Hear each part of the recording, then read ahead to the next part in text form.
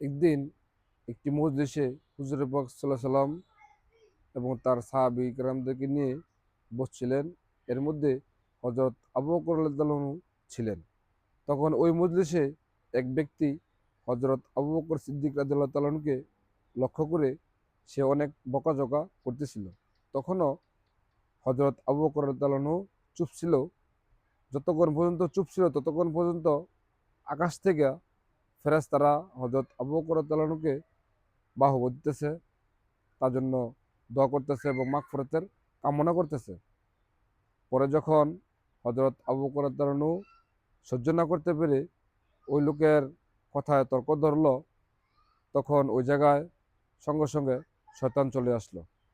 যখন শয়তান চলে আসলো তখন হুজুর পাক সাল্লাল্লাহু আলাইহি সাল্লাম ওই মসজিদ থেকে উঠে পড়ল।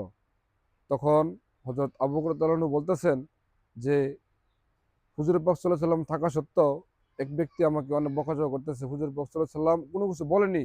কিন্তু যখন আমি উত্তর দিলাম তখন হুজুর পাক সাল্লাল্লাহু আলাইহি সাল্লাম ওই জায়গা থেকে উঠে চলে গেল। কেন চলে গেল এটা আমার জানা দরকার। তখন হুজুর পাক সাল্লাল্লাহু আলাইহি সাল্লামকে হযরত আবু বকর রাদিয়াল্লাহু আনহু জিজ্ঞাসা করলো যে, ইয়া রাসূলুল্লাহ, আপনি যতক্ষণ পর্যন্ত আমি চুপ ছিলাম ততক্ষণ পর্যন্ত আপনি কিছু বলেননি, এবং যখন আমি কথার জবাব দিলাম তখন আপনি উঠে চলে আসলেন কেন? পরে হুজুরে পাক সাল্লাল্লাহু আলাইহি সাল্লাম উত্তর দিলেন, যতক্ষণ তুমি চুপ ছিলে ততক্ষণ পর্যন্ত তোমার জন্য আল্লাহ ফেরেশতারা আকাশ মহল্লা থেকে তোমার জন্য দোয়া করতেছিল। যখন তুমি কথার তর্ক ধরলে তখন ওই জায়গায় শয়তান চলে আসলে।